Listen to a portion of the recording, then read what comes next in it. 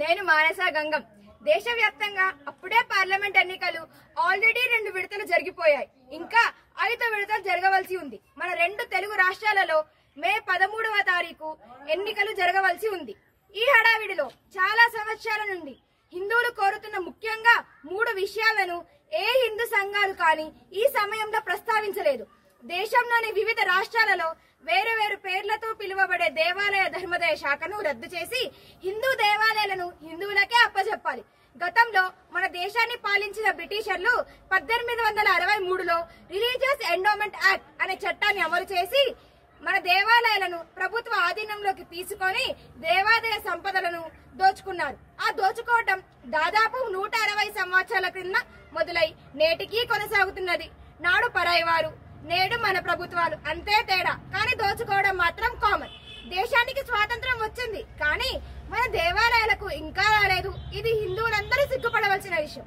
మన దేశం లౌకిక దేశం, అంటే మత ప్రమేయం లేని దేశం. అంటే ప్రభుత్వాలు మతాలకు అతీతంగా పరిపాలించాలి. ప్రభుత్వాలు ఎటువంటి మతపరమైన కార్యకలాపాలు చేయకూడదు. దేశంలో ప్రధానమైన మతం హిందూ మతం. కేవలం హిందూ మతానికి సంబంధించిన దేవాలయాలను ప్రభుత్వం తమ ఆధీనంలో ఉంచుకొని నిర్వహించడం ఎంతవరకు సబబు? వేరే మతాల వాళ్ళు వారి వారి ప్రార్థనా స్థలాలకు వెళ్లాలంటే ఉన్న పలంగా వెళ్ళవచ్చు. కానీ ఒక హిందూ దేవాలయానికి వెళ్లాలంటే జేబులో డబ్బులు చూసుకొని మరీ వెళ్లాల్సిన పరిస్థితి కల్పించాయి ప్రభుత్వాలు.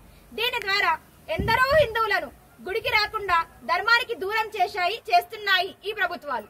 దేవాలయానికి వెళ్లగానే వాహనాన్ని పార్కింగ్ చేయడానికి టికెట్, చెప్పులు ఉంచడానికి టికెట్, ఫోను ఉంచడానికి టికెట్, దేవాలయంలోకి వెళ్ళనే లేదు. అప్పుడే 3 టికెట్లు. లోనికి ప్రవేశించాక అభిషేకం, హారతి, అర్చన, కళ్యాణం, కొబ్బరికాయ కొట్టడానికి, స్వామివారికి నైవేద్యం నివేదించడానికి అన్నిటికీ టికెట్. ఇక ఆర్థిక సేవలకైతే టికెట్, ఆపై జీఎస్టీ. దేవాలయంలో జీఎస్టీ ఏమిటి? చండాలంగా సిగ్గరిపించట్లేదా? చివరిగా ప్రసాదమైనా ఉచితంగా ఇస్తారంటే అది లేదు, దానికి టికెట్. మీకంటే మా వీధిలో షావుకారు నయం. సరుకులు కొన్న తర్వాత ఒక చిన్న బెల్లం ముక్కనైనా ఫ్రీగా ఇస్తాడు. ఇప్పటికే అన్ని రకాలుగా దేవాలయాలను పీల్చి పిప్పి చేస్తున్న ప్రభుత్వాలు.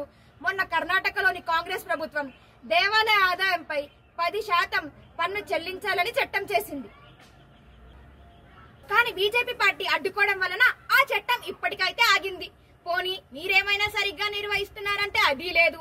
దొంగ టికెట్లు ముద్రించడం, స్వామివారి సేవలో వినియోగించమని ఇచ్చిన భూములను నామమాత్ర ధరకు కౌలుకివ్వడం, దేవాలయ భూములను డబ్బులను ప్రభుత్వ అవసరాలకు వాడటం, అన్య మతస్థులను, హిందూ ధర్మంపై విశ్వాసం లేని వారిని ఉద్యోగులుగా నియమించడం, వచ్చిన భక్తులపై దురుసుగా ప్రవర్తించడం, చేయి చేసుకోవడం, ఇంకా చాలా అక్రమాలు జరుగుతున్నాయి. ఇక రెండవ విషయం, గోవును జాతీయ జంతువుగా ప్రకటించాలి. అప్పుడే గోహత్యలు ఆపబడతాయి. అలాగే దేశంలోని ప్రతి గ్రామంలో, పట్టణంలో గోశాల నిర్వహించడానికి గోవుల మేత కొరకు గ్రామానికి 5 ఎకరాలు, పట్టణాలకు 25 ఎకరాలు స్థలం కేటాయించాలి. ఇంకా మూడవది, గత ప్రభుత్వాలు హిందువులకు వ్యతిరేకంగా తీసుకువచ్చిన రాజ్యాంగంలో మధ్యలో చేర్చిన చట్టాలన్నిటినీ రద్దు చేయాలి.